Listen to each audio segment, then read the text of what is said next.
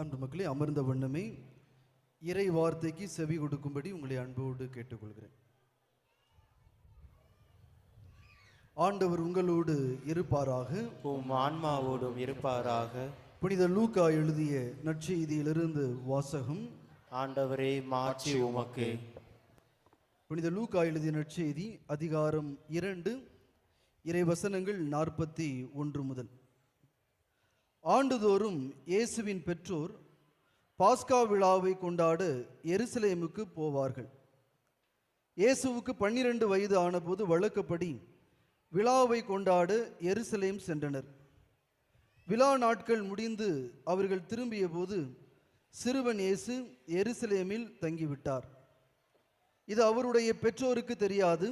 பயணியர் கூட்டத்தில் அவர் இருப்பார் என்று எண்ணினர். ஒரு நாள் பயணம் முடிந்த பின்பு உறவினர்களிடையேயும் அறிமுகமானவர்களிடையேயும் அவரை தேடினர். அவரை காணாததால் அவரை தேடிக்கொண்டு எருசலேமுக்கு திரும்பி சென்றனர். 3 நாட்களுக்கு பின் அவரை கோவிலில் கண்டனர். அங்கே அவர் போதகர்கள் நடுவில் அமர்ந்து அவர்கள் சொல்வதை கேட்டுக்கொண்டும் அவர்களிடம் கேள்விகளை எழுப்பிக் கொண்டும் இருந்தார். அவற்றை கேட்ட அனைவரும் அவருடைய புரிந்து கொள்ளும் திறனையும் அவர் அளித்த பதில்களையும் கண்டு மலைத்து போயினர். அவருடைய பெற்றோரும் அவரை கண்டு வியப்பில் ஆழ்ந்தனர். அப்பொழுது அவருடைய தாய் அவரை நோக்கி, மகனே, ஏன் இப்படி செய்தாய்? இதோ பார், உன் தந்தையும் நானும் உன்னை மிகுந்த கவலையோடு தேடிக்கொண்டிருந்தோமே என்றார்கள். அவர் அவர்களிடம், நீங்கள் ஏன் என்னை தேடினீர்கள்? நான் என் தந்தையின் அலுவல்களில் ஈடுபட்டிருக்க வேண்டும் என்பது உங்களுக்கு தெரியாதா என்றார். இது கிறிஸ்து வழங்கும் நற்செய்தி. கிறிஸ்துவே உமக்கு புகழ். இயேசுவில் அன்றுக்குரிய சகோதரர்களே, சகோதரிகளே, உங்கள் எல்லோருக்கும் என்னுடைய திருவிழா நல்வாழ்த்துக்களை மிகுந்த மகிழ்ச்சியோடு தெரிவித்துக் கொள்கிறேன். இந்த முதல் நாளில் உற்சாகமாக இந்த திருவிழாவினுடைய 425ஆம் ஆண்டு இந்த நிகழ்வை நாம் தொடங்கியிருக்கிறோம். எல்லாரும் சந்தோஷமாக இருப்பீங்க அப்படின்னு நினைக்கிறேன். மகிழ்ச்சியாக இருக்கிறீங்களா? எல்லாரும் சந்தோஷம். ஆனால் இன்னைக்கு கொடுக்கப்பட்டிருக்கிற தலைப்பு ரொம்ப அருமையான அழகான ஒரு தலைப்பு. நீங்கள் தலைப்பை பார்த்துருப்பீங்களான்னு தெரியாது. ரொம்ப அழகான ஒரு தலைப்பு, இன்றைக்கு தேவையான ஒரு தலைப்பு. என்ன தலைப்புன்னு தெரியுமா? யாராவது பார்த்தீங்களா? கவனிக்கல? நோட்டீஸ் தரலையோ? நோட்டீஸ் இந்த பிள்ளைங்க பார்த்தீங்களாம்மா? உங்கள் இப்போ தான் பார்க்குறியே, நல்லா இருக்கு, சிறப்பு, மிகச்சிறப்பு. இதான் நம்ம நிலைமை. இந்த நிலைமையில தான் சிக்கி திணறிட்டு இருக்கிறோம். நான் இதெல்லாம் குறை சொல்லலை, நல்லா தான் இருந்துச்சு. இந்த குப்பையாக்குனது, அதில் வெடி போட்டு பண்ணதெல்லாம் நல்லா தான் இருக்குது. ஆனால் தேவையான விஷயங்களை இன்னைக்கு கற்றுக்கொள்வதற்காக இந்த தலைப்பு நமக்கு தரப்பட்டிருக்கிறது. இன்னைக்கு என்ன தலைப்பு அப்படின்னா, இறைவன் விரும்பும் திருவிழா எது? ஸோ நான் இதை இந்த சொல்லாடலை லைட்டாக மாற்றிக்கிறேன். இயேசு விரும்பும் திருவிழா எது? அவ்வளோதான், ரெண்டும் ஒன்று தான். இறைவன் அப்படின்னா காமனான ஒரு டேர்ம். நான் அதை சுருக்கி இன்னும் ஆழப்படுத்துவதற்காக இயேசு விரும்பும் திருவிழா எது? ஸோ இன்னைக்கு ஏன்னா 10 நாள் இங்கே தான் இருக்க போகிறீங்க. குடிசையெல்லாம் வந்து ஸ்டே பண்ணியாச்சு. நீங்கள் நல்லா குளிச்சு ஃப்ரெஷ்ஷாக வந்திருப்பீங்க. நானும் வரும்போது நல்லா இறங்கி ஆற்றுல குளிச்சுட்டு தான் வந்தேன். ஏன்னா இது ஒரு முக்கியமான ஒரு சிறுவைகுண்டம் வந்துட்டு குளிக்காமல் போகிறது நல்லதில்லை. அதனால் நல்லா குளிச்சுட்டு தான் வந்தேன். எல்லோரும் ஃப்ரெஷ்ஷாக உட்காந்துருப்பீங்க. ஆனால் நாம் இவ்வளவு நாளும் எப்படி திருவிழா கொண்டாடுகிறோம், இனி எப்படி திருவிழா கொண்டாட வேண்டும்? குறைந்தபட்சம் இந்த 425வது ஆண்டிலாவது இந்த திருவிழாவை இந்த மக்கள் நன்றாக கொண்டாடி விட மாட்டார்களா என்கிற ஒரு ஏக்கத்தில், ஒரு எண்ணத்தில் உங்களுடைய பங்கு தந்தை அவர்கள் மிக அருமையான தலைப்பை கொடுத்துருக்கிறாங்க. இயேசு விரும்பக்கூடிய திருவிழா எது? ஒரு சில பேர் நடந்துட்டு இருப்பீங்க, போயிட்டு இருப்பீங்க. அங்கே கொடிமரத்தை சுற்றி நிறைய பேர் இருக்கிறாங்க. ஜாமான் வாங்கிட்டு இருப்பாங்க, முட்டாய் வாங்கிட்டு இருப்பாங்க, டீ குடிச்சிட்டு இருப்பாங்க. இப்போ நடந்துட்டு இருக்கும். ஆனால் அங்கே யாருமே தப்பிச்சுலாம் போக முடியாது. ஏன்னா எல்லா பக்கமும் என்ன இருக்கும்? ஸ்பீக்கர் இருக்கும், குழாய் இருக்கும், எல்லாருமே கேட்கலாம். அதனால் தயவு செய்து இந்த முதல் நாள் செய்தியை எல்லாரும் காது கொடுத்து கேட்கும்படி மிகுந்த அன்போடும் தாழ்மையோடும் கேட்டுக்கொள்கிறேன். இந்த தலைப்பை நான் 4 விதமாக பார்க்கிறேன். கொஞ்சம் ஆழமாக சிந்திப்பதற்காக 4 கேள்விகளில் இந்த தலைப்பை கொண்டு போக விரும்புகிறேன். ஒன்று, இயேசுவுக்கு முதல்ல விழாக்கள் பிடிக்குமா? ஸோ முதல்ல இயேசு விரும்பும் விழா அப்படிங்கிற தலைப்புக்குள்ளே போகிறதுக்கு முதல்ல இயேசுவுக்கு விழாக்கள் விருப்பமா? ரைட்டுங்களா? முதல் கேள்வி. 2வது கேள்வி, இயேசுவை பொறுத்தவரையில் எதை விழா என்று அவர் கொண்டாடினார், இல்லை என்றால் கொண்டாட நம்மை கேட்டுக்கொண்டார்? இயேசுக்கு விழா பிடிக்குமா? அப்படி பிடித்தது என்றால் அவர் எதை விழா என்று சொல்கிறார்? இது 2வது கேள்வி. 3வது விஷயம், நான் எதை விழாவாக இங்கு கொண்டாடி கொண்டிருக்கிறேன்? நான் எதுக்கு திருவிழா கொண்டாடுறேன்?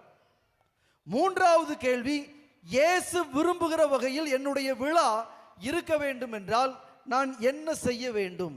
இந்த 4 தலைப்பின் அடிப்படையில் இந்த மறையுரையை சிந்திக்கலாம் என்று நான் நினைக்கிறேன். எனவே முதல் கேள்வி, இயேசுவுக்கு திருவிழா பிடிக்குமா பிடிக்காதா? என்ன நினைக்கிறீங்க? இயேசுவுக்கு திருவிழா பிடிக்குமா பிடிக்காதா? பிடிக்காது. ஹலோ, பிடிக்குமா பிடிக்காதா? இந்த கார்ட்லெஸ் மைக்கை கொஞ்சம் சத்தம் ஏத்துங்களேன். Mic right. இயேசுவுக்கு திருவிழா, இந்த மைக் எடுத்தாங்களா? இந்த மைக் எடுத்து கொடுங்களேன். இயேசுவுக்கு திருவிழா பிடிக்குமா பிடிக்காதா? பிடிக்காது. அப்புறம் என்னதுக்கு இங்க வந்தியே? இயேசு, ஏன்னா இது ரொம்ப அடிப்படையான கேள்வி. கொஞ்சம் மனம் திறந்து சிந்திப்போம். ஏன்னா நிறைய பேர் கூடியிருக்கிறீங்க, எங்கிருந்துலாம் வந்திருக்கிறீங்க எனக்கு தெரியும், இதனுடைய வரலாறு தெரியும். 425 ஆண்டா இதை கொண்டாடிட்டு இருக்கிறோம். எனவே கொஞ்சம் 10 நாள் இங்கே தான் இருக்க போறீங்க. 10 நாளும் உங்களுக்கு பயமா இருக்கும், இல்லையே பங்குசாமியருக்கு பயமா இருக்கும். இந்த 10 நாளும் அந்த கூத்தெல்லாம் தெரியும், சரிங்களா? ரொம்ப பயந்து இருக்க வேண்டியது பங்குசாமி தான். நீங்களாம் ஜாலியாக இருப்பீங்க. அதனால முதல் கேள்வி, இயேசுவுக்கு ஒரு ஆள் 2-3 பேர் பிடிக்காதுங்கிறாங்க. இயேசுக்கு திருவிழா பிடிக்குமா பிடிக்காதா? பிடிக்காதுன்னா நம்ம திருவிழா கொண்டாடக்கூடாதுல்ல, நியாயமா? ஏன்னா நாம எல்லாரும் யாரை பின்பற்றி வாரோம்? இயேசுவை பின்பற்றி வாரீங்க அப்படின்னா இயேசுவுக்கு பிடிக்காத ஒன்றை எப்படி செய்ய முடியும்? இல்லை, அப்படிலாம் கிடையாது. இயேசுவுக்கு திருவிழாக்கள் பிடிக்கும். அதனால தான் நீங்கள் நற்செய்தி வாசகத்தை வாசித்தேன். என்ன நற்செய்தி வாசகம்? இயேசு யாரோட திருவிழாவுக்கு போனாங்க? மாதாவோட, சூசையப்பரோட, தன்னுடைய 12 வயதில் அவர் எங்கே போனார்? திருவிழா கொண்டாட தான் போனார். எங்கே போனாங்க? எருசலேமுக்கு. ஸோ முதல்ல இயேசு ஒரு யூதர் அப்படிங்கிற பார்வையில் 7 முக்கியமான விழாக்கள் உண்டு. யூத பாரம்பரியத்தில் 7 விழாக்கள். நான் விவிலியத்தை 4 நற்செய்தியை வாசிக்கிற பொழுது இயேசு இந்த 7 விழாக்களில் 5 விழாக்களை கொண்டாடினார் என்று விவிலிய குறிப்புகள் நமக்கு சொல்கிறது. முதல் விழா என்ன விழா அப்படின்னா பாஸ்கா விழா. ஸோ 7 விழாவில் 1 பாஸ்கா விழா. ஸோ இந்த பாஸ்கா விழாவை கொண்டாட இயேசு அவருடைய பெற்றோர் எங்கே போனாங்க? எருசலேமுக்கு போனார்கள். இது சின்ன பிள்ளைகள் மட்டும் கிடையாது. நீங்கள் லூக்கா நற்செய்தி 22வது அதிகாரம் 7லேருந்து 20 வரை வாசித்தீங்கன்னா இயேசு பாஸ்கா விழாவை கொண்டாட, அந்த 3 ஆண்டுகள் இயேசு பணி செய்கிற காலத்தில் பாஸ்கா விழாவை கொண்டாட எருசலேமுக்கு போனார் என்று விவிலிய குறிப்புகள் இருக்கிறது. 2வது விழா கூடார திருவிழா. இது முக்கியமான விழா. இந்த விழாவை இயேசு கொண்டாடினார் என்றால் கொண்டாடினார். யோவான் நற்செய்தி 7வது அதிகாரம் 2வது வசனத்தில் நீங்க பார்த்தீங்க அப்படின்னா இந்த கூடார திருவிழாவுக்கு மறைமுகமாக இயேசு சென்றார் என்று விவிலியத்தில் குறிப்பு இருக்கிறது. ஸோ 2வது விஷயம். 3வது ஆலயத்தை தூய்மைப்படுத்தும் விழா. So the feast of dedication அப்படின்னு சொல்லுவாங்க. இந்த விழாவிற்கு இயேசு போனாரா என்றால் போனார். யோவான் எழுதிய நற்செய்தி 10வது அதிகாரம் 22வது வசனத்தில் நீங்க கவனிக்கலாம். 4வது விஷயம் புளிப்பற்ற அப்ப திருவிழா. இது 4வது முக்கியமான திருவிழா. இந்த திருவிழாவுக்கும் இயேசு போனார் என்று விவிலியம் சொல்கிறது. லூக்கா நற்செய்தி 22வது அதிகாரம் 1வது வசனம். ஸோ 5வது விழா என்ன அப்படின்னா ஓய்வு நாள். இந்த ஓய்வு நாளையும் அவங்க ஒரு விழாவாக தான் கொண்டாடுவாங்க. ஸோ இப்போ நான் சொல்லும்போது உங்களுக்கு போர் அடிச்சிருக்கும் கண்டிப்பாக. இது பைபிள்லேருந்து சொல்லும் பொழுது இது ஏதோ நான் சொன்ன மாதிரி இருக்கும். ஆனால் நான் இது எதுக்காக சொல்கிறேன் அப்படின்னா இயேசுவுக்கு எது பிடிக்கும்? திருவிழாக்கள் பிடிக்கும், மாற்றுக்கிறதே கிடையாது. அதனால தான் தாய் திருச்சபை இப்படிப்பட்ட விழாக்களை கொண்டாட நம்மை அனுமதிக்கிறது. அதனால ஒரு சில பேர் சொன்னீங்க இயேசுவுக்கு திருவிழா பிடிக்காது. இல்லை, அது ஒரு மாயையான, இல்லை என்றால் ஒரு புரட்சிகரமான கருத்தாக அது இருக்கலாம். ஆனால் உண்மையிலேயே இயேசுவுக்கு விழா பிடிக்குமா என்றால் பிடிக்கும். அவர் திருவிழாக்களுக்கு சென்றிருக்கிறார். ரைட், எழுதப்பட்ட இந்த நற்செய்தியின் அடிப்படையில். இரண்டாவது கேள்வி, இயேசுவை பொறுத்தளவில் எந்த விழாக்களை அவர் கொண்டாடினார்? நான் 3 வகையில் இதை பார்க்கிறேன். முதல் விஷயம், இந்த பாஸ்கா திருவிழா, கூடார திருவிழா, புளிப்பற்ற அப்ப திருவிழா, இவையெல்லாம் என்ன விழாக்கள் என்றால் அவர்களுடைய சமூகத்தில் நடந்த ஒரு நிகழ்ச்சியை நினைத்து பார்க்க அவர்கள் விழாக்களை கொண்டாடினார்கள். சரிங்களா? அப்ப இயேசு ஒரு விழாவை கொண்டாடினார் என்றால் அந்த விழாவுக்கு பின்னாடி ஒரு சமூக பிரச்சனை இருந்தது. அந்த விழாவுக்கு பின்னாடி அந்த சமூகத்தில் நடந்த ஒரு வரலாறு இருந்தது.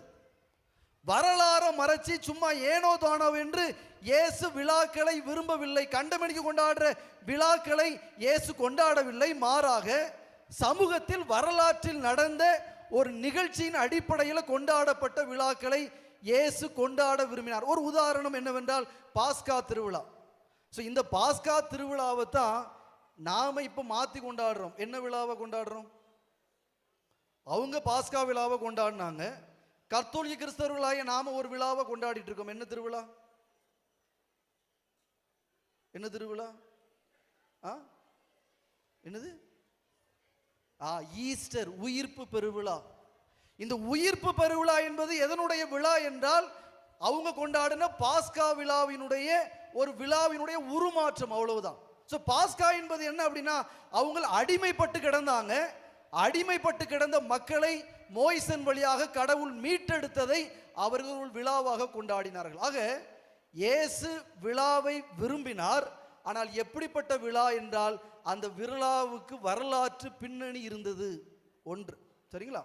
ரெண்டாவது, இயேசு ஒரு சில நேரங்களில் விவிலியத்தில் சொல்லுவார், எப்பா வாங்க நம்ம கொண்டாடுவோம் அப்படின்னு சொல்லுவார். 2-3 இடங்களில் சொல்லியிருக்கிறார். எங்க அப்படின்னு பார்த்தீங்கன்னா, காணாமல் போன மகன் திரும்பி வந்த உடனே சொல்லுவார். ஏன்னா தன்னுடைய வேலையாட்களை பார்த்து சொல்லுவார், என்னுடைய மகன் காணாமல் போயிருந்தான், மறுபடியும் கிடைச்சிட்டான், எனவே நாம வாங்க விழா கொண்டாடுவோம். ஸோ காணாமல் போன ஞானயத்தை ஒரு கைம்பெண் கண்டுபிடித்த உடனே அவங்க சொல்லுவாங்க, வாங்க நாம விழா கொண்டாடுவோம்.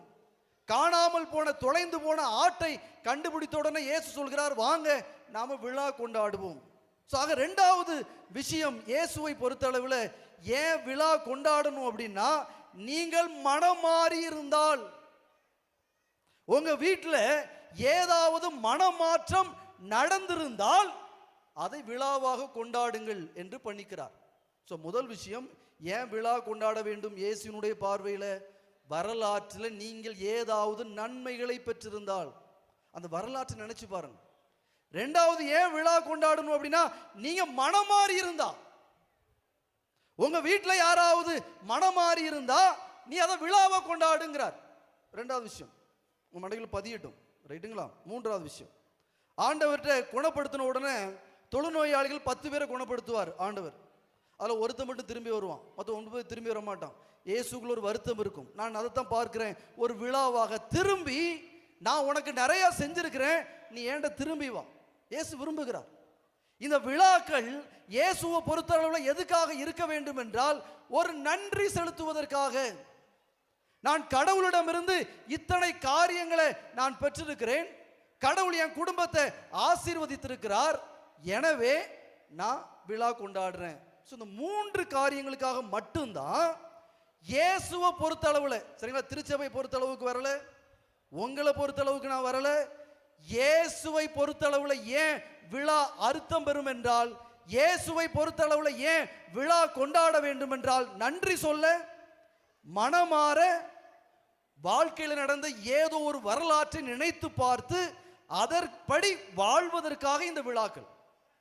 ஸோ ரெண்டாவது கேள்விக்கும் ஆன்சர் வந்துட்டு. முதல் கேள்வி, இயேசுக்கு திருவிழா பிடிக்குமா என்றால் பிடிக்கும்.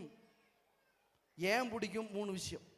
இப்போ மூணாவது கேள்வி, நீங்க ஏன் திருவிழா கொண்டாடுறீங்க?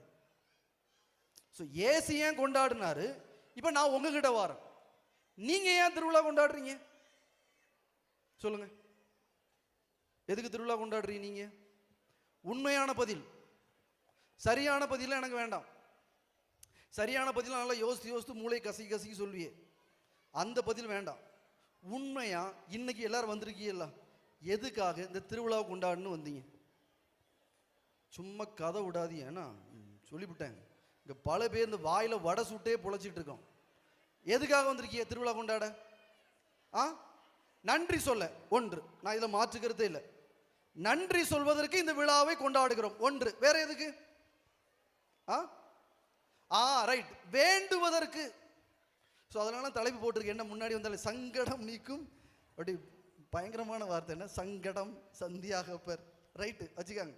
ஸோ ரெண்டு விஷயம், ஒன்று நன்றி சொல்ல, வேண்டுவதற்கு. வேற எது திருவிழா?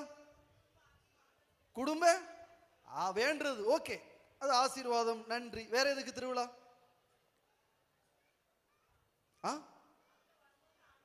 இங்க வந்து அமைதி கிடைக்குமா? அத்தாடி, இங்க வந்து அமைதி கிடைக்கும். கடவுளை தேடும் போது அமைதி கிடைக்கும். Sir, very good. வேற எதுக்கு திருவிழா? நான் ஒரு 6 விஷயங்களை பார்க்கிறேன். நீங்க நினைக்கலாம், ஆனா உண்மையாவே நம்ம திருவிழா அந்த 6 விஷயங்களுக்காக கொண்டாடுறோம், பொய்லாம் சொல்லலை. ஒன்று நன்றி சொல்ல, ரெண்டாவது வேண்ட, மூன்றாவது இது ஒரு பாரம்பரியம். அப்படிதானே? இது ஒரு பாரம்பரியம். ஏன்னா கூட்டப்புலி ஃபாதருங்க வந்திருக்கிறாங்க, 10 நாள் அவருக்கு ஜாலி தான். இடிந்த கரையில் காவலுக்கு ஆள் போட்டிருப்பாவோ, 10 நாள் ஜாலி, என்னனாலும் செஞ்சுக்கலாம், ஒண்ணுமே இருக்காது. எல்லா கூட்டமும் எங்க தான் இருக்கும், இங்க. இது பாரம்பரியம், இது என்னுடைய கடமை. ரைட்டுங்களா? இதுல மாற்றுக்கிறது இல்லை. திருவிழா இங்கு ஏன் கொண்டாடப்படுகிறது என்றால், இது எங்களுடைய பாரம்பரியம், இது எங்களுடைய கடமை என்பதற்காக கொண்டாடப்படுகிறது. மூன்றாவது, நான்காவது விஷயம் என்னன்னா, ஒன்றாக கூடி வருவதற்கு. யோசித்து பாருங்களேன், இங்க நிறைய கல்யாணங்கள் கூட ஃபிக்ஸ் ஆகும் நாட்கள்ல. அப்படிதானே?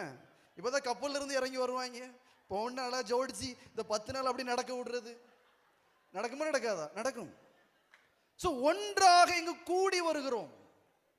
ஏன்னா எந்தெந்த ஊர்களில் பிரிஞ்சிருக்கிறீங்க, பல ஊர்களில் தொழிலின் அடிப்படையில், பல காரியங்கள் அடிப்படையில் பிரிஞ்சிருக்கிற நாம இந்த 10 நாளும் ஒன்றாக கூடி வந்து அமர்ந்து உரையாடி உறவுகளை வளர்ப்பதற்காக இந்த விழாக்கள்.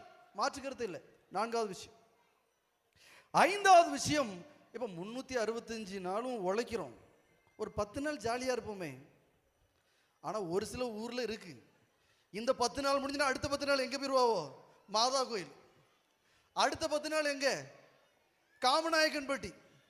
அப்படி ஒவ்வொரு ஊராக போகிற கோஷம் இருக்குது. நான் ஒரு நாள் ஒரு ஊரில் என்ன ஒரு பங்கில் ஒரு ஃபாதரோட இருக்கும்பொழுது கணக்கிட்டோம், கிட்டத்தட்ட 365 நாளில் 60-70 நாள் திருவிழாக்களுக்கு மட்டுமே செலவழிக்கக்கூடியவர்கள். ரைட்டா தப்பா அந்த இதுக்குள்ளே வரல. ஆனால் ஐந்தாவது விஷயம் எதுக்காக அப்படின்னா, நாங்கள் உழைக்கிறோம் ஃபாதர், இந்த 10 நாளாவது எப்படி இருக்கிறோம், கொஞ்சம் ரிலாக்ஸ்டாக இருக்கிறோம், ஜாலியாக இருக்கிறோம், கொண்டாடுறோம்.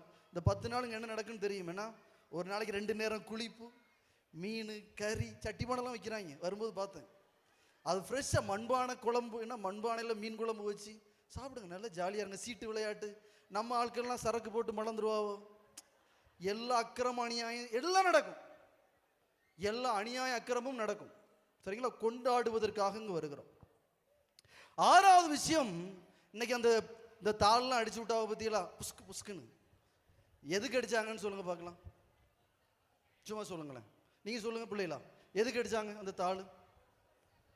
நாங்க புதுசா வச்சிருக்கிறோம். எப்படி அடிச்சோம் பாத்தியா தாள், எப்படி அடிச்சோம். இனி அடுத்த ஊர்ல அடிப்பாங்க பாருங்க. இனி அடுத்து கூட்டப்புள்ள அடி இருக்குது, இடிந்தக்கரில் அடி இருக்குது, அடிச்சாச்சா ஏற்கனவே.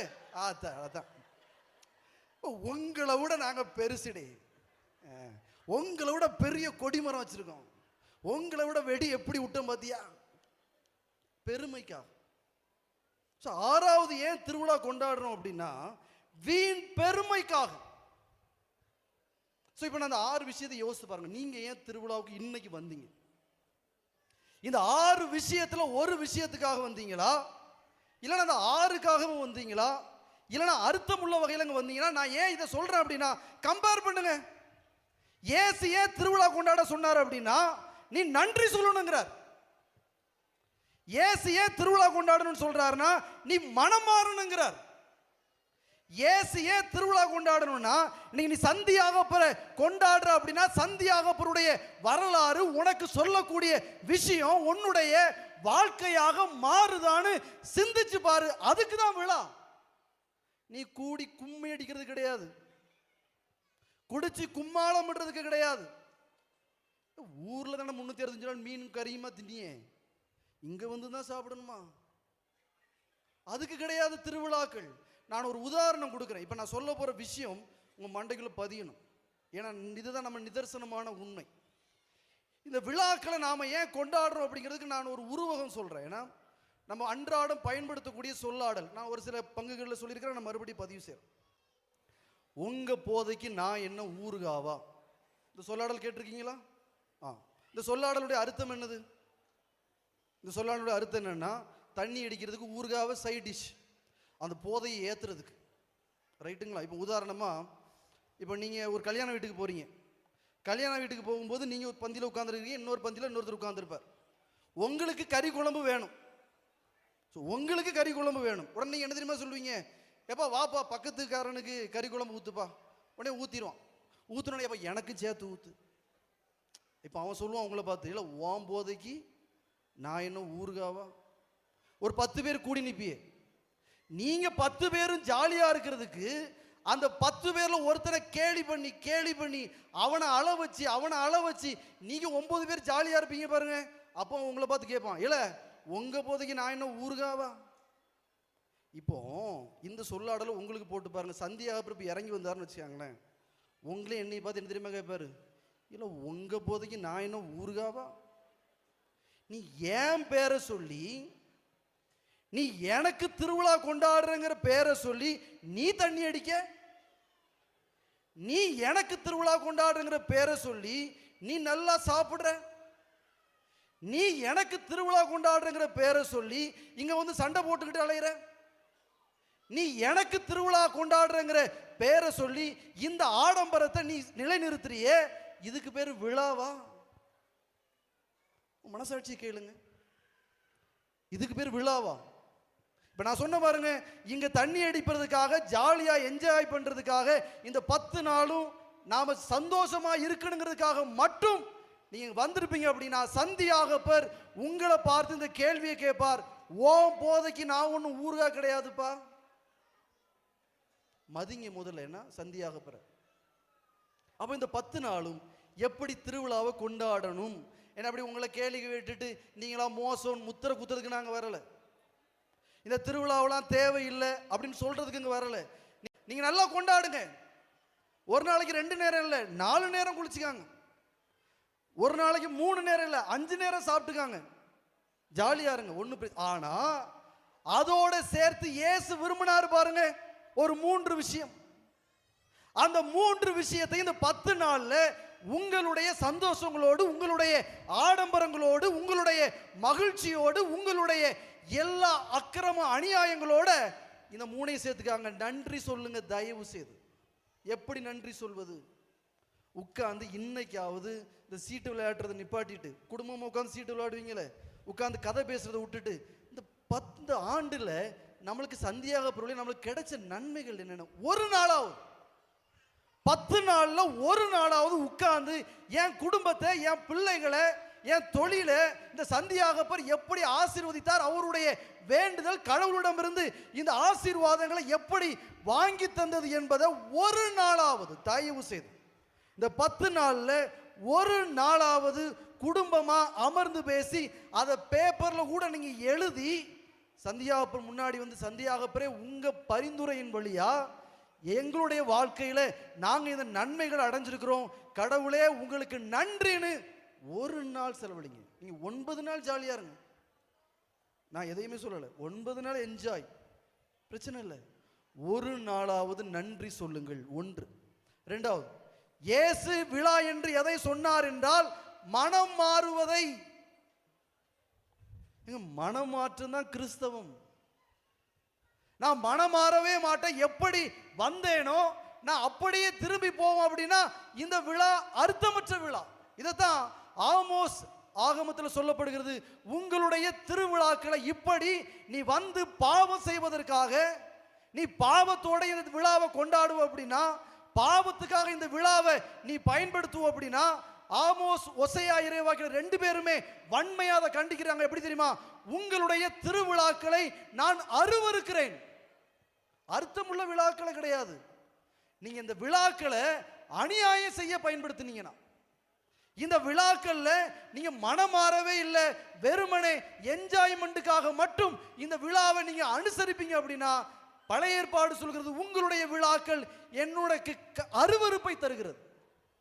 அருவருப்புனா எங்கன்னு தெரியும் உங்களுக்கு. சாக்கடையை பார்த்தாதான் அருவருப்பா இருக்கும், அசிங்கத்தை பார்த்தாதான் அருவருப்பா இருக்கும். நீங்க இந்த 10 நாள் இங்க வந்து இந்த சந்தியாகப்பரை மறந்துட்டு, கடவுளை மறந்துட்டு, மனமாற்றத்தை மறந்துட்டு, இயேசுனா யார் என்பதை நீங்க மறந்துட்டு வெறுமனே கூத்துலையும் கும்மாளத்திலையும் இந்த 10 நாள் நீங்க செலவழிப்பீங்க அப்படின்னா, இந்த விழா கடவுளுக்கு அருவருப்பு. நான் அழுத்தமா பதிவு செய்யறேன், இது அசிங்கம். நீங்க எல்லாரும் உங்களை சுத்தி பார்த்துட்டு இருக்கிறாங்கன்னா, பிற சமயத்தை சார்ந்தவங்க உங்களை பார்த்துட்டு இருக்கிறாங்க. இவங்க இந்த கிறிஸ்தவங்க, கத்தோலிக்க கிறிஸ்தவர்கள், இயேசுவினுடைய பிள்ளைகள் எப்படி தங்களுடைய விழாவை கொண்டாடி கொண்டிருக்கிறாங்க. நீங்க என்ன செய்தியை கொடுக்க போறீங்க? உங்களை பார்த்துட்டு இருக்கிறாங்களே அந்த மக்களுக்கு நீங்கள் தரப்போகிற நற்செய்தி என்ன? இவங்க வருவாங்க, தண்ணி அடிப்பாங்க, கூத்தடிப்பாங்க, போயிடுவாங்க. அது கிடையாது, அது கிடையாது வாழ்க்கை விழா. ரெண்டாவது விஷயம், கொஞ்சமாவது வாழ்க்கையில இந்த 10 நாளும் மனம் மாறுவதற்கு முயற்சி எடுங்கள். ஏதாவது ஒரு விஷயத்தை, நாங்க எல்லாத்தையும் மாத்திட்டு அப்படியே புனிதரா போங்கலாம் கேட்கல, ஒரு விஷயத்தை இந்த 10 நாள்ல ஏன் வாழ்க்கையில நான் என்னுடைய பலவீனமா, என்னுடைய பாவமா, என்னுடைய தவறா நான் இதை பார்க்கிறேன் என்றால் நான் கோபப்படுவோம் அப்படின்னா, இந்த 10 நாளும் இந்த கோபத்தை குறைக்கிறதுக்கு முயற்சி எடுங்க. நான் மகா குடிகாரன் என்றால் இந்த 10 நாளும் குடிப்பதை குறைப்பதற்கு முயற்சி எடுங்க. நான் கெட்ட வார்த்தை அதிகமா பேசுவேன் என்றால் இந்த 10 நாளும் கெட்ட வார்த்தை பேசுறதை குறைக்கிறதுக்கு முயற்சி எடுங்க. நீங்க தோத்து போங்க, ஃபைன். இல்ல ஃபாதர், நான் 10 நாள் முயற்சி எடுத்தேன், 11ஆம் நாள் தோத்து போயிட்டேன், வெல் அண்ட் குட், நல்லது. கடவுள் அதை விரும்புகிறார். தொலைந்து போன ஆடுகளைத்தான் கடவுள் நேசிக்கிறார், விரும்புகிறார். ரெண்டாவது விஷயம், ஏதாவது ஒரு பாவத்தை இந்த 10 நாள்ல மாற்றுவதற்கு முயற்சி எடுங்க. முதல்ல சொன்னேன், ஒரு நாள் நன்றி சொல்லுங்க. ஏதாவது ஒரு பாவத்தை இந்த 10 நாளும் மாற்றுவதற்கு முயற்சி எடுங்க. மூன்றாவது விஷயம், சந்தியாகப்பரை நினைச்சு பாருங்க. அவரை நினைச்சு பார்க்க தானே வந்திருக்கியே. சந்தியாகப்பரை பத்தி நிறைய கேள்விப்பட்டிருப்பீங்க. இப்போ பெஞ்சமின் ஃபாதரும் நிறைய சொன்னாங்க, அந்த புத்தகத்தில் வாசிக்க போறீங்க. நான் சந்தியாகப்பர்கிட்ட ஒரு விஷயத்தை பார்க்கிறேன்னா, அவர் கையில் என்னெல்லாம் இருக்குது. அங்க ஒரு சந்தியாகப்பர் இருக்காரு, அவரை விட்டுருங்க.